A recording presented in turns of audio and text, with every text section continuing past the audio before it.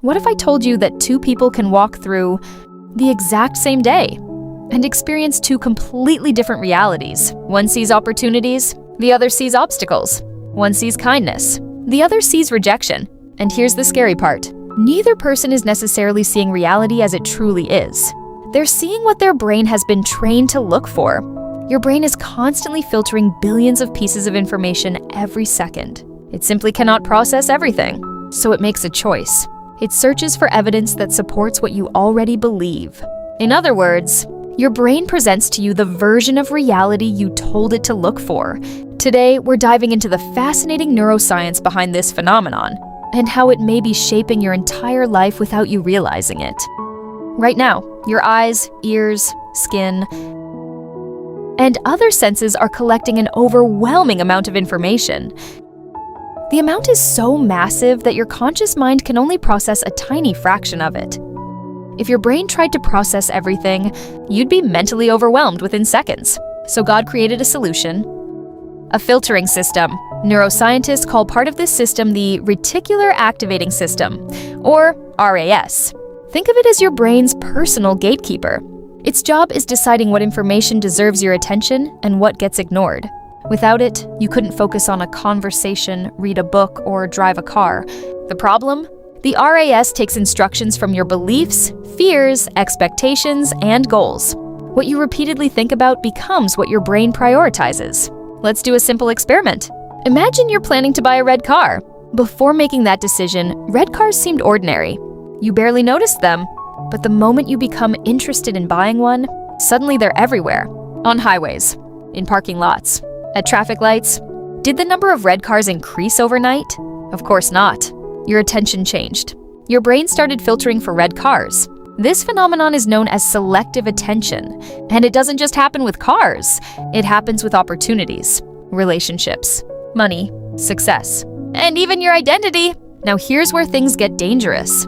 Suppose you tell yourself, "I'm not attractive." Your brain begins searching for proof. Someone doesn't text back. Evidence. Someone looks away during a conversation. Evidence. A photo comes out badly. More evidence. Meanwhile, dozens of contradictory pieces of information get ignored. Compliments, smiles, positive interactions. Your brain doesn't highlight them because they don't match the story. Psychologists call this confirmation bias. We naturally seek information that confirms our existing beliefs. The result? Your beliefs become stronger, not because they're true, but because your brain keeps collecting supporting evidence. This is one reason successful people often seem to notice opportunities others miss. It's not necessarily because they're smarter, it's because their brains are searching differently. When they encounter a problem, they ask, "How can I solve this?" Their brain immediately starts looking for answers. But someone else might ask, "Why does this always happen to me?" And their brain starts looking for reasons they're a victim. Both brains are functioning correctly. They're simply following different instructions. The questions you repeatedly ask yourself become search commands for your brain. And eventually, those search commands shape your experience of reality. The good news? You can intentionally change what your brain looks for. Start paying attention to the questions you ask yourself. Instead of, "Why am I always failing?" Ask, "What can I learn from this?"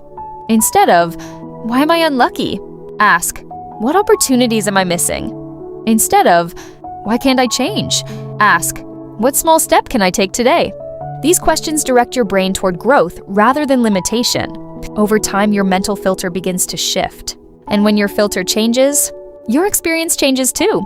The world around you is far bigger than what you notice. Every day, your brain decides what enters your awareness and what remains invisible. That's why two people can experience the same situation and walk away with completely different conclusions. Remember, your brain is not showing you all of reality. It's showing you the reality it's been trained to find. So be careful what stories you tell yourself, because your brain is listening, and it's searching for evidence every single day. The question is, what are you telling it to look for?